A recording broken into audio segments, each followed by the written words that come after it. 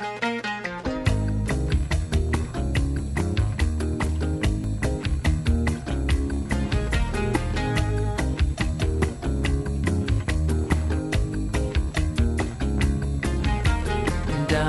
in the sunset, now your time has come. All right, 25 minutes before 11 o'clock. Thank you for tuning in. On the phone is Christy Demetrakis. I hope I said her name right. She's a speech coach, so I better say everything right. She's also the president of the Empowered Speaker, and she's written a book called Faith to Conquer Fear, Inspiration to Achieve Your Dreams. We're going to learn a little bit about her, and she's worked with Fortune 500 companies. I almost said cookies. For 16 years in sales and management. She's... I don't know if she's in North Carolina right now, but it said she worked for TV and motion pictures from the University of North Carolina, Chapel Hill, Robin. Wow. She might know some of the same people that the Martones know. Let's see. Christy Demetrakis. How am I doing with your name, Christy? We're going to go with Christy. All right, Christy. Well, thank you so much for being on the air with us today. Oh, glad to be here. Happy to be here. And where are you? Where are you calling in from? I'm calling in from Kentucky. Okay, all right. So now, are you going to help us better understand how to communicate, like in public speaking, that kind of thing? Absolutely. Oh, okay. And is the fear of doing that easy to overcome? It is if you set your mind to it and you get a little bit of coaching. And certain people are in different places with, their fear of public speaking. I'm sure you've seen all the statistics that say that fear of public speaking ranks as one of the very top fears that people have, even above death, which is a little scary. But here's the interesting observation from our perspective. We, in a sense, do it every single day here on the radio. Mm-hmm. Neither Robin nor I have any stage fright whatsoever when it comes to doing this radio show. But put us out on a stage someplace, and it is a different story. It is a different story. And on the other hand, the exact opposite is true. Somebody who maybe is a pastor who does a lot of public speaking at a pulpit will often come in here, and they're just a nervous wreck up until the time the microphone gets turned on. So, so I guess it depends on what you're used to, is my observation. It does depend on what you're used to. And I always tell people it's so funny when, just because you can talk, which is exactly your example, because you guys are clearly able to talk, a lot because you're on the radio and you have to, does not mean that you're a good public speaker. Oh, yeah. Why can I know that? When a person is deemed a good public speaker, is it best that they write their own speeches, or should they rely on speech writers for them? Is that two separate things? It's two separate things, and it really depends. Obviously, a lot of politicians certainly use speech writers, and that's probably important for them for a couple of reasons. First thing is they don't have a lot of time to sit and write their speeches. But I find, personally for me, I do better when I write my own, because it's easier to truly convey the message you want to convey if you know that you've written it yourself. You know exactly what you meant to say, what you want to say, and how you want to deliver it. But it really just depends on the person. A lot of people can't write speeches. They can deliver them well. They can't write them. So a speechwriter would make a lot of sense in those cases. So is the book entirely about that, or the title? And I don't think we have the book. No, the book's not here. So the title implies that it goes beyond that, though. Am I does. Right? Okay. This book was actually birthed from my passion for entrepreneurship. Okay. So it really does not talk about public speaking at all in this book. Now, of course, Faith to Conquer Fear is a fairly universal, title, but this book is more focused on people. It inspires people and motivates people to do that thing that God has purposed for them to do. You know what was a hard hurdle for us, and this was years ago? Robin and I have this entrepreneurial side thing we do, but the hardest thing was to come up with a price. No matter what we asked for, we had this somehow mental block about asking for a dollar amount. Mm-hmm. And it could even be underselling ourselves. We would still feel funny. Yeah. And that, what? And that is a big struggle. That's a big struggle, especially for small business owners, because even though things come naturally to us. So think about, you doing radio. If I said, Larry and Robin, I would love for you to train me on how, to be a great radio host. In your mind, that's very easy. This is probably something that comes very natural to you. So to put a price on that is a bit difficult, because it's something that's natural. Same thing as when I do things and I coach people on things, and I can just tell them, do this, do this, do this, do this. But it's hard to put a price on it because it's not something I had to work at. So I didn't have to pay for it, so I don't know what to charge you to pay for it. Yeah, right. So that's a big challenge for a lot of people, but that's something we certainly have to overcome. And a lot of that just comes with the confidence that what you really have to offer is something of value. And so as an entrepreneur, that's got to be a question that needs to be answered. It has to be answered. It has to be answered. And that's why one of the things I talk about in the book is really surrounding yourself with people who will help to embrace your dream and help to push you forward in doing those things, because we can talk ourselves out of a lot of things. It's very easy to sit there and go, I could do this, and then but then it's going to require this, and then I have to do that, and who's going to want it, and nobody's going to buy it, and you talk yourself out of a very good idea. But I always tell people, talk to people about what your dreams are. Tell people what it is you want to do so that you have accountability partners. And once you put it in the atmosphere, things start to happen. And it seems that once you generate the confidence in the people that they can do it, that they should be able to go out and do it on their own without having somebody physically there with them, matter what task they have to undertake. That's right. And that's a lot of what I teach, shifting gears a bit. That's a lot of what I teach when I coach people on their public speaking skills. I teach them to self-assess. So it's very easy for you to stand in front of a room and then have me come up and coach you and say, you did this well, and this is a couple things you need to work on. But I'm only there for 2 days, 1 day, half day, depending on the workshop. What I teach you to do is the first thing after you give your speech, you should be able to self-assess and say, here are the things in my mind I could see myself doing well. And then you're able to become your own personal coach over time. Just a little while ago, Christy, you used the expression, and I'm going to try to paraphrase. If you put it in if you put the idea out there, it's in the atmosphere, things start to happen, or something like that. That almost sounds like the philosophy, the principle of the attraction, or the secret. I mean, when you visualize things, have you witnessed that actually works? I absolutely believe that works. Absolutely believe that works, and a lot of that comes from, my faith. And my spiritual background. I fully believe that if you should speak those things as though they are until you see them come to be. And so I have certainly seen that in my life, and I've seen that in the lives of some friends. And, again, it's one of those things. Once you say, here's what I want to do, here is my plan. And they teach this. It isn't even, it's a spiritual approach, but people teach it, and they don't teach it spiritually. But when you say something over and over again, your mind starts to work towards achieving that thing before you even realize you're taking actions to do that. And that is really awesome advice to give to somebody.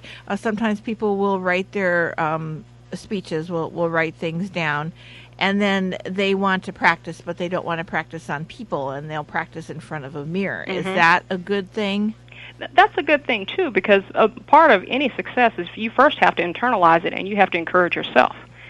There's a lot. You can only have other people can only have so much confidence on your behalf. At some point, you have to believe you can do this yourself.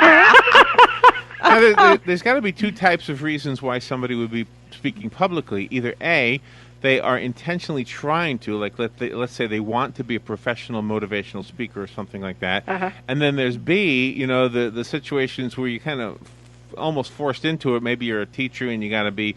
Well, I guess teachers are always doing public speaking, but let's say another business where there's a meeting and the boss wants you to make a presentation, and it's unusual. You don't normally do that kind of a thing. So there's two types. There's the involuntary public speaking, and the one where you've pretty much set out to do that as a regular thing. I don't know if it's always an occupation, but just regularly. Well, and don't know, Larry, that I would necessarily limit it to just those two, because some people do enjoy speaking and maybe not doing it as a profession, really wanting to set their mind on getting paid to do this thing necessarily. But I think they still have to, there are people who enjoy that, but they still would want to work at it. And that seems to be like the people that want to be assistants during the political campaigns, because even though the focus is on the candidate, their helpers have to go out and make the reservations. They have to be the first people that is seen prior to the politicians, so they need to watch their P's and Q's also. Exactly. And you know what? Here's the thing. Public speaking, anytime you stand up in front of people, it is really about achieving an objective. And that's what a lot of people miss. When you stand up in front of folks and we think about, I got to stand up here and I'm really nervous. A couple things I tell people.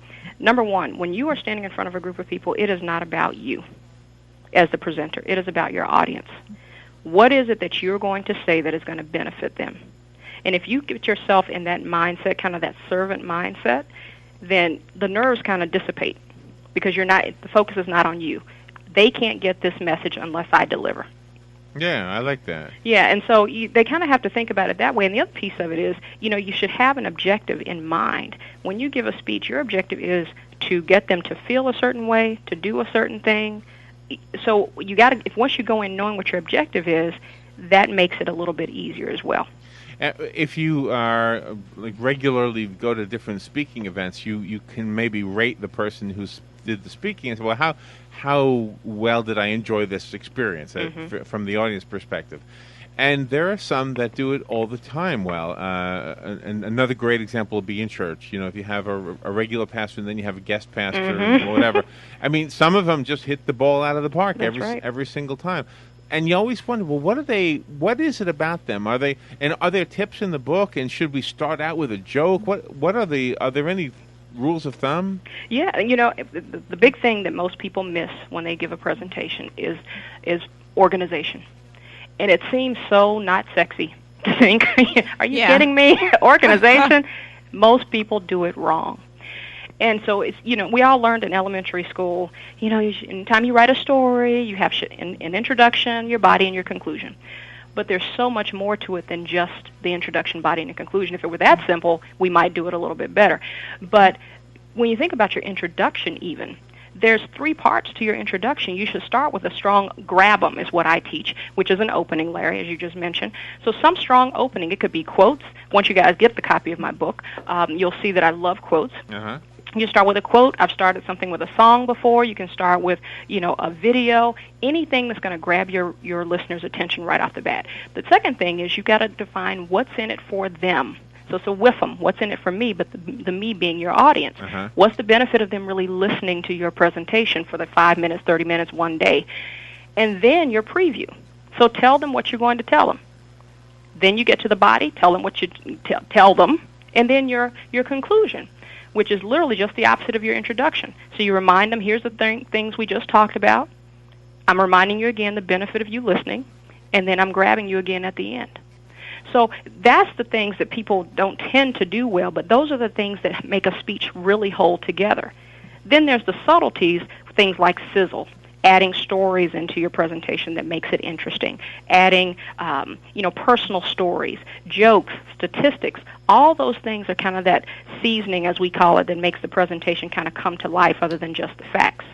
How about the presentation of the appearance? That's the style. So I teach steak, sizzle, and style. Steak is the core content. The sizzle is what we just described. The style are all your nonverbals. It's those things that give you that kind of it factor without people really knowing why they like you. Oh, okay. There you go. So it is your appearance.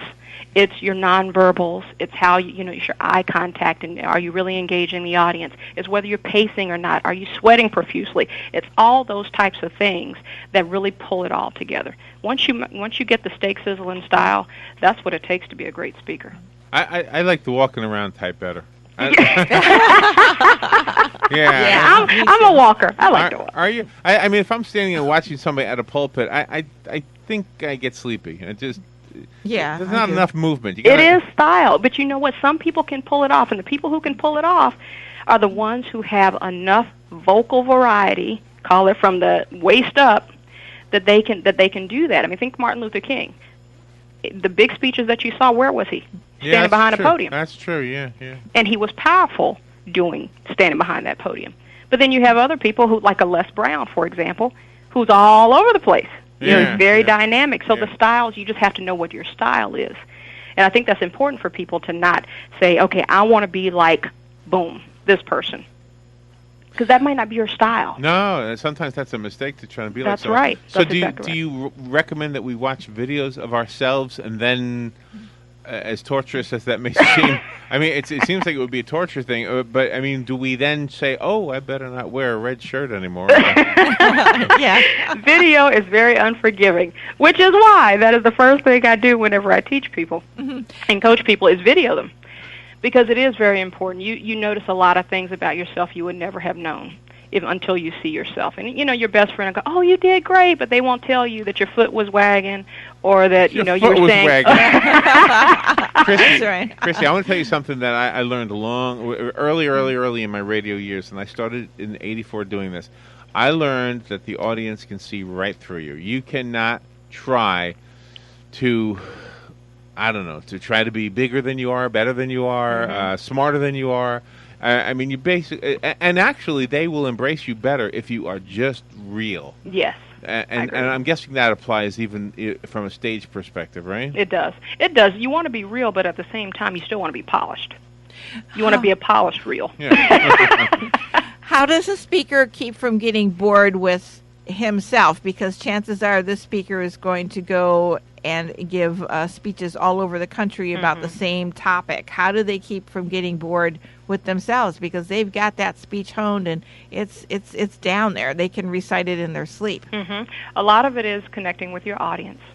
So you know the material, so there's no nerves or anything to worry about. So once you connect with your audiences and you're so familiar with the speech that you're able to improv a little bit. So when I talked about the sizzle, the stories, the statistics and things that you can add to a speech that give it flavor, from a speaker's perspective, to keep it interesting, change out your sizzle. Change out your sizzle. So, the core of your message is still the same, but you're just tweaking the sizzle for your audiences. And do you allow for interaction? Like, do you allow the audience to participate in what you're doing? Do you have that question and answer time, or is that better left undone? It depends on the setting. And there's always an ideal time to get questions. And ideally, if you were, let's say, for example, you're giving a 5-minute speech, after you're done with the body of your presentation, you've said in conclusion, here's the 3 things we talked about, that's a great time to say, are there any questions? Okay, so if you're having a meeting, let's say if you're having a meeting, and the idea is to kind of get everybody on the same page, that's one way. And one reason to do such a public speaking engagement. And then there's probably many others, but one of the others that I can think of is trying to sell people on something, actually where they have to pay money if they want to benefit from whatever it is you're trying to talk to them. So in essence, they're sitting through an infomercial. Do you talk price? Do you bring that up in the course of the speech? Price, really you should be selling the value of your services. So if you're starting a conversation off with, the price for my 1-hour consulting is blah, blah, blah, blah, blah, you're probably going to lose people right off the bat because you haven't established for them what the value is that you're bringing, so that when you ultimately say the price, they're bought in. Okay. Right. So that's the difference. So that's my selling background talking to you now. So that's the difference. You certainly always want to entertain questions, because you don't want people to feel like they have to sit through 4 minutes of spiel and you just remember all these different questions. But you also want to make sure that you're putting it in, keeping the perspective so that you don't lose your time. So if you have 10 minutes, you're sitting in front of a buyer, you're selling, you have 10 minutes. If you take a question every other statement, you're not going to get to the end of what it is that you need to get to in order to be able to sell. Every once in a while, you'll see a team, and you'll see 2 people up at the podium, and they kind of tag team each other, and those that are good do it really well. And sometimes you think, they'd be better off with just one person up there. What are there any thoughts in the book about that? Not in the book about this. This book again is very focused on entrepreneurship. Doing that, taking those steps to do whatever you've been called to do, whether that's writing a book, starting a business, getting over your fear of public speaking. But so no, there's nothing in the book. Okay, so we're focusing on the public speaking a little more than we should be then. No, because that's my focus. The Empowered Speaker is my company. Oh, okay. So no, you're exactly in the right place. But the book will help us throughout the other parts of entrepreneurship as well? Yes, absolutely. Well, now sometimes that speech in the context of being an entrepreneur, sometimes that speech is one-on-one. There's only one person in your audience. You're trying to sell somebody whatever it is you're selling. So do the same rules apply when it's you and me and we're standing in the corner of a hardware store or something? Well, it becomes certainly much more conversational if it's just you and me. It would be a little odd if I stood there with my hands down by my side. One of the things a person has to do when they start up a business, depending on the business, is to map out a projected business plan. Now, how do you take your speaking skills and incorporate it into the written word speech that will make the person, the bank or financial institution lend you the money? Yeah, that's a great question. So one of the things I teach is creating your elevator speech. And most people have heard the term elevator speech, and that's literally that kind of 30-second, 100 to 150 word prepared blurb that you would do if you ran into somebody and you're trying to, highlight your successes or get your foot in the door as to a bank, for example. Mm-hmm. And so that's the first step, is making sure that you've boiled down exactly what your business is, who your target market is, what your key message is, what makes you different from your competition, down into, call it 30 seconds or so. That gets you in the door. But as you think about the way a business plan is laid out, the flow is very logical. And if you were to go into it saying, okay, first we're going to talk about, the company. Now we're going to talk about, the people that are a part of the company. So you're just kind of working your way down to what ultimately is your financials. So just back to, Larry, what you and I were talking earlier, which is, do you say price right off? No. Yeah. Just like you wouldn't talk to a bank about your financials at the very beginning. What they want to know is, okay, who is running this company and what credentials do you have, what's your plan, what's your program that ultimately supports the financials. So you wouldn't go in and say, here's my financials. Right. So the business plan itself, Robin, just flows to a logical conversation with the bank. Oh, okay. So if you follow that format, you'd be in great shape. Do you think a good communicator inspires everybody who he's associated with or she's associated with to also be good? Is it catching? Does it affect the other people in the business? I don't think it's catching. It's not catching. So you got to learn. I don't want it to be too contagious because then I'll be out of work. now let me ask you about stage fright, because we brought that up, and it is something that everybody seems to have their own kind of set of tools on how to deal with it. What do you suggest? Well, first thing is you have to know what your nervous tics are, because everybody's nerves and stage fright doesn't manifest the same way. So for some people, they have the sweaty palms. For some people, it's, this just nervous energy. Their voice cracks. They get red neck. There's lots of different things. The first thing you have to do is figure out what it is, what your symptoms are for nerves. But there are some things that are in general that you can do to help, calm your nerves. Practicing relaxation techniques, deep breathing. You hear that all the time for a number of things. And even when, someone's upset, somebody says, take a breath. Yeah, right. Well, right. there's a reason for that, because taking that deep breath calms you down. Exercising. Exercising is another great way, and I would love to say that I fully embrace that on a regular basis, but I don't. So I always have to say that tongue-in-cheek. But for everybody else, exercise is a great idea. Listening to music, which matches the tempo that you're trying to project. So if you're trying to give a really high energy, motivational type speech, or get your team rah rah rah rah rah. If you've gone to sales meetings and they really want the sale, this is all about getting the sales teams ready to go and sell this big initiative. There's high energy music. Yeah. So it's the same thing when you really want to be pumped up and you need your energy level to be high. Yeah. Listen to music that gets you to that place. Preparation is the key for not being nervous. When you are well prepared, that's half the battle. But you can't be overconfident, because then you might fall apart. That's right. There is a certain level of nerves that is good. Mm-hmm. And I'm always nervous. Even personally, I'm always nervous if I don't get nervous. Ah, there you go. Because I know something is not. There's a certain healthy tension, that comes from nerves. It keeps you on your toes. What if they ask? What if they say? What if? So you need a little of that. Yeah. You just need it not to show. I always give this analogy when I'm working with groups, and I say, because people always tell me, Christy, you're so calm. You always look so calm. Everybody around you is doing all over the place, and you're just even keel. And I say, that duck that you see, gliding along the water? Uh-huh. Above the water, that duck is just smooth sailing, not a problem in the world.